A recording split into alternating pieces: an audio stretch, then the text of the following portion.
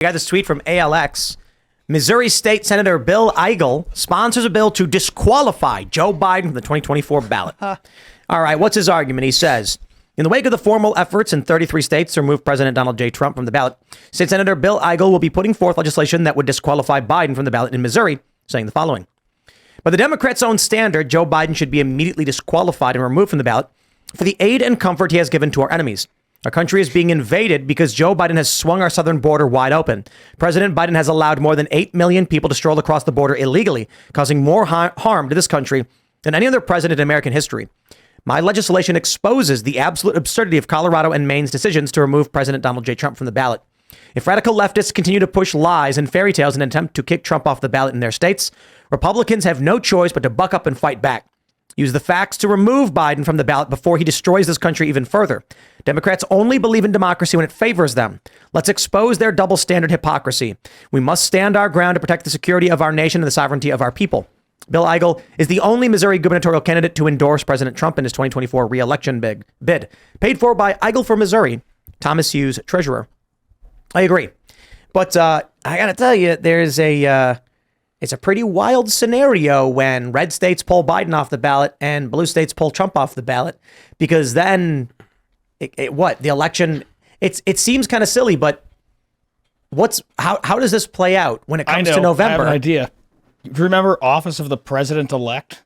When I just Googled this, they rolled out this gaslighting campaign, and now it has an official definition. The president-elect of the United States is the candidate who has presumptively won the United States presidential election and is awaiting inauguration to become president. They will just say he's the falsely taken off the ballot president of the United States, and then they'll have what'll happen is Democrat corporate press sources will say Biden won, and here's the thing.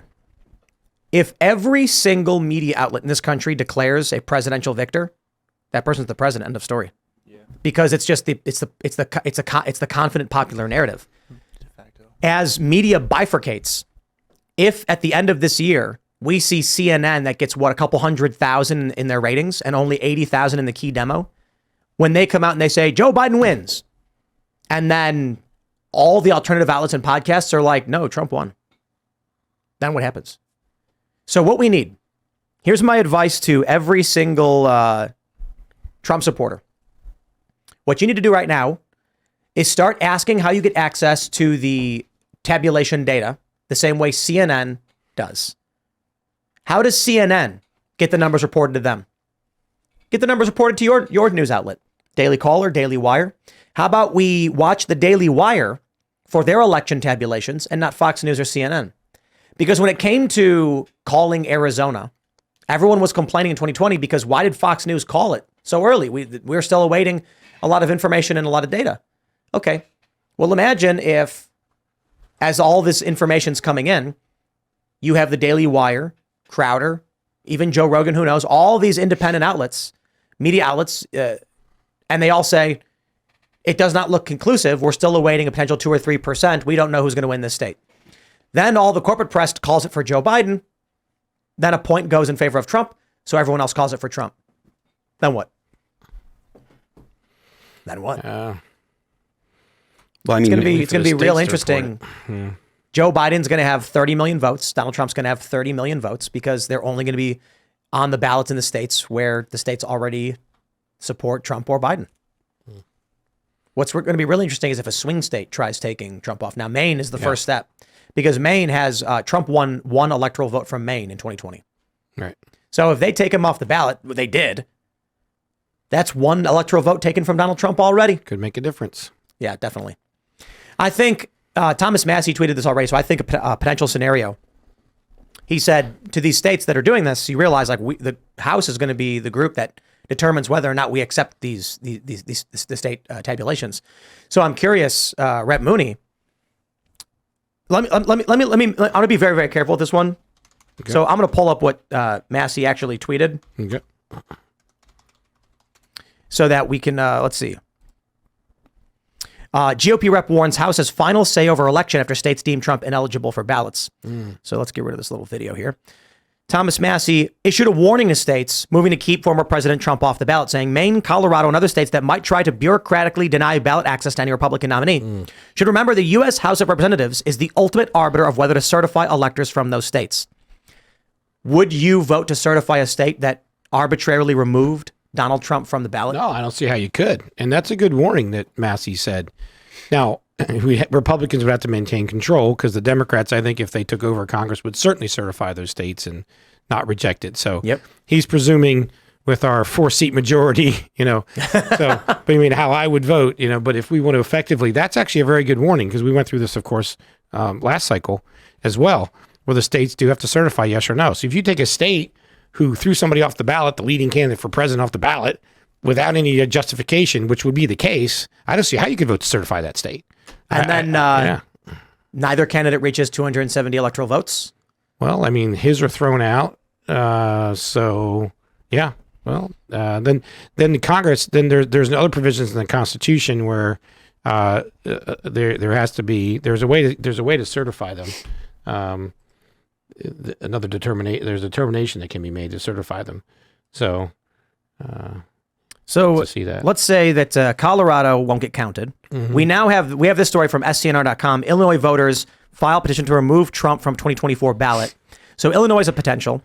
Let's say Illinois. Did you say voters? Voters? Yeah. Well, all of these. It's not.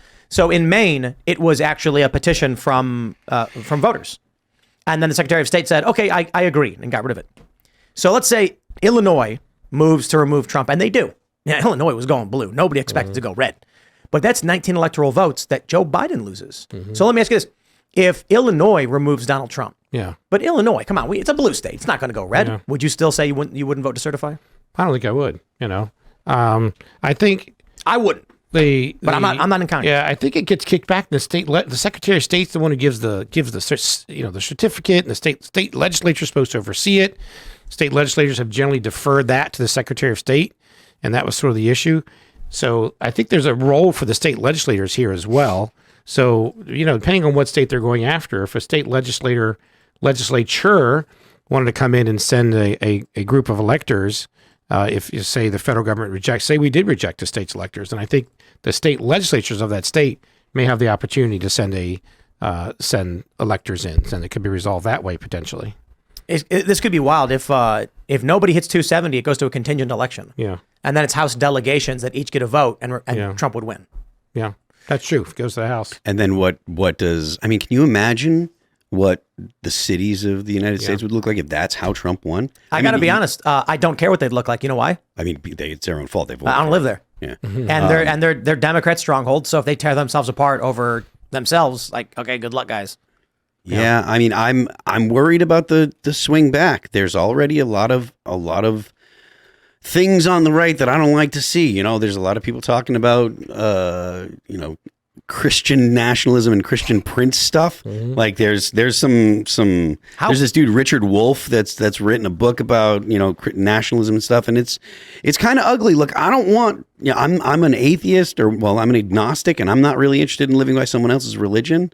And like my hope is that we don't have to go far to the other side. And that's what happens when communists when the left gets too powerful, the right comes in and they start shoving boots in people's asses. So we end up with the United States fracturing into two countries. This would mean that certain blue areas are occupied and certain red areas are occupied, but the northernmost areas would become the corporate states of the Uniparty, and the southern states would become the Abrahamic kingdom of America. I just have such a it's so hard to predict, to guess what's going to happen anyways. Once you put something like that big into play, like the idea of the U.S. not having a clear president or consistent civil unrest that's, beyond the stuff that you saw in 2020. I mean, there's a lot of I give a lot of credibility to the argument that the international community might say, look, the United States has more nuclear weapons than anyone else. If their government is not solid, then we should have the UN or whatever go and help support the United States federal government, end up with, foreign troops on U.S. soil. And I'm not saying that I'm predicting that, but it's like, these things are well within possibility, you know? So. You guys are going to love this. I don't know if Tim wants. Can't hear you. What? I can't hear you, bro. I said, oh, sorry. You guys are going to love this. I don't know if Tim wants to see this, but What is it? what you're doing on the map. Oh, well, I'm just calculating what's going on here in these United States based on the polling data that I've received. We're just going to go ahead and make our predictions as to what's going to happen here in 2024. You've just been doing this in the background. Just while you guys are talking, I'm going over the voting data over here, and it's looking pretty good. Bring that bad boy up. Not going to have any problems at all in the next election, if that turns out. And it's looking good. Democrats with 1, Republicans with 537 electoral votes. So that looks like I guess I would call that a slight win for Donald Trump, 2024. Look at this. This map proves it. You see, this map. It's a mudslide. Proof. There you go. It's coming, ladies and gentlemen. States do change over time. California used to be very Republican. And you know why it's not anymore? Because Ronald Reagan signed a mass amnesty bill legalizing non-citizens who then engaged in chain migration. And in 1994, after Proposition 187 was signed into was ratified or however codified, that would take away access to public goods for non-citizens. The family members of these non-citizens who became their children are now in revolt over how their non-citizen family members would lose access to public services. And the protests resulted in a major swing towards the Democrats, which California has never recovered from. So, you know, a lot of people like to point out, well, there weren't so many illegal immigrants when Ronald Reagan enacted those reforms. The fascinating thing is, let's say you live in a big house. And it's you, let's say you got 10,000 square feet. Or let's just say 10 bedrooms. And you share it with one person. And then one day, that one person lets in his buddy. And you say, hey, man, you can't let your friend in here. You can't live here. He's got to pay rent. You're like, oh, come on, man. It's fine if he lives here. He's not on the lease. He's on the lease. He's going to get us in trouble. And plus, we paid the security deposit already. Dude, come on. He refuses to kick him out. You guys keep fighting about it. You don't know what to do. The cops are like, we're not getting involved. Eventually, he says, I'll cut a deal with you. You let him live here. I'll do the dishes. And you go, fine. Then what happens? That dude invites his buddy over. And you go, dude, no, you can't bring your friend in. And they go, 2 against 1, we win. And now they vote. Nope, everybody who wants John to stay here, everyone raise their hand. Now 2 guys vote against you, 1 guy. And now there's 3 of them. And then they invite 2 more of their friends. And they say 5 against 1, 6 against 1, 7, 12, 13, 14. And that's what happens in California. I was reading on how California turned from red to blue. It was not reliably a deep conservative state. It had a Democrat state legislature. It was fairly progressive, but Republicans were fairly dominant until they invited a whole bunch of people in, gave them citizenship, and those people had more ties to external communities than internal communities. So when it came to the question of, should we give public goods and services to people who are not citizens, there was a large percentage of the population that was in favor because they had a larger tie to a non-citizen community than a citizen community. And it's fairly obvious. Why is Joe Biden ripping open the southern border? Because in 10 years, the same thing will happen. You invite people in, grant them amnesty, they will vote against you, and they will vote to take your stuff. I'm for immigration. It's got to be legal immigration. There's got to be, you take a test, you learn about America, you learn about our values, our court systems, and then you adhere to and abide by that and assimilate into American culture, and we welcome you. You should have to want to become an American. Yep. I don't understand. That's, again, this is something that when I was younger, that was kind of a given. But now it's like, you know, come to the United States and live in this space, but you don't have to become an American. And that's something I don't understand. You should want to assimilate to the, you know, to the values of the country that you're living in. You can still be whatever, you know, you can still have whatever traditions or whatever. That's one of the great things about the United States is you're free to live your life however you want, but you just have to allow other people to live. And you have to understand that the United States government isn't here to provide for you. Most immigrants are people that come in and want to work hard, right? Do. You know, but like there are too many that come in and just stay under the radar and then like, so the chain migration and stuff. So it's not even necessarily about chain migration, which is a big issue, and I think we should make that illegal. You can sponsor non-citizens to come into this country. It means you are legally responsible for their financial state and their debts for a certain amount of time. So this is a component of how chain migration happens. What we're seeing with Chinese birth tourism, a Chinese woman will fly to the United States on like with a multi-month visa, give birth to a kid who is now a Chinese national and American citizen. When that kid turns 18, he can sponsor his family from China so that they can come and live in the United States legally. And then the child assumes the legal responsibility. We should get rid of all that. But the issue is actually really, really simple for people to understand what's going on. If your parents are from the United States and your grandparents are from the United States, your cousins, your brothers, your sisters are from the United States. Maybe you're from Chicago and your cousins live in Dubuque and your grandparents are from Westchester, PA, and they moved to Illinois and were young, and your dad's family is from Utah. When you are thinking of how you can vote to protect your family, your future, your values, your traditions, and everything you believe in, you are worried mostly about the United States. But if you come to the United States as someone seeking a job, we don't need to speculate as to what you do. They make money at their jobs and send that money back to their home country. When it comes to do or die, the voting pattern will be to protect their families. The only issue is they're not voting in the interest of Colorado. They're voting in the interest of Honduras. Now, I get it. I got no disdain for somebody who wants to support their family. And I've got no disdain for somebody who wants to live in the United States. The issue is when you have completely unfettered, flooded invasion on the border, 10,000 plus people per day, the system cannot sustain that. And we are going to end up with a massive percentage of the population that will absolutely vote to strip your assets and send them to foreign countries. And that's probably why it's been happening for a long time. So, you know what I think we need to do? Elect Donald Trump. Largest deportation campaign we've seen for all of the illegal immigrants and non-citizens. Legal residents, legal immigrants have my utmost respect. And I say we give them a hand. We clap for them. You came here, you did it right. You respected us. We respect you. And we want you to have opportunity. And my view is, I agree with Vivek, H-1Bs. And, Hannah Claire and I were arguing this the other day. I'm a big fan of H-1Bs, but they have to be legitimate. Meaning, if I cannot hire someone in the United States because the talent does not exist, then I say, I want to get a visa for this person who's from the UK or from India or from wherever and bring them to the United States. The US then begins stripping away the high value assets and labor force from other countries, strengthening our economy, our industry.